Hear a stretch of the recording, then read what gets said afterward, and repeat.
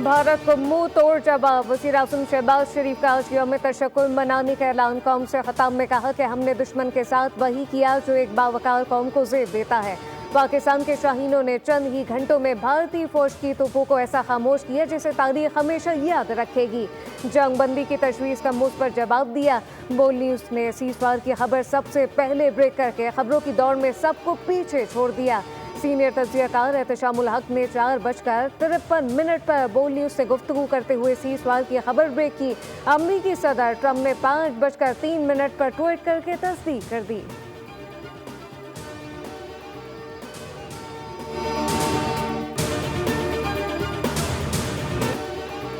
दुश्मन ने घुटने टेके तो अवाम फतह के नारे लगाते सड़कों पर आ गए। शहर शहर गली गली जश्न। पाकिस्तान ने तूल अर्ज़ और आज़ाद कश्मीर में रात गए तक जश्न मनाया। लोगों ने एक दूसरे को मुबारकबाद दी। गाड़ियों में जंगी तराने बजाए।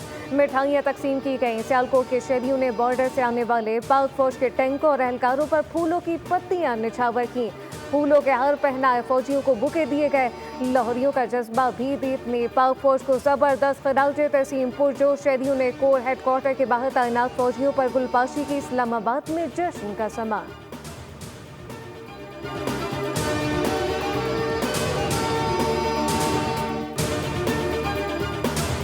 और लाहौर में पाक फौज की कामयाबी पर बैनुल मज़ाहिब तशक्कुर rally. Chairman interfaith dialogue forum moderator doctor Majeed Abel की क़यादत में रैली 9 लाख चर्च से निकाली गई। चेयरमैन कुल मसालिक उलमा बोर्ड मौलाना मोहम्मद आसिम मखदूम, सिख रहनुमा सरदार कल्याण सिंह, हिंदू रहनुमा पंडित भगत लाल खोखर समेत कसीर तादाद में शहरियों ने शिरकत की। मुकर्ररीन ने कहा कि पाक फौज ने साबित कर दिया कि वो दुनिया की बेहतरीन फौज है।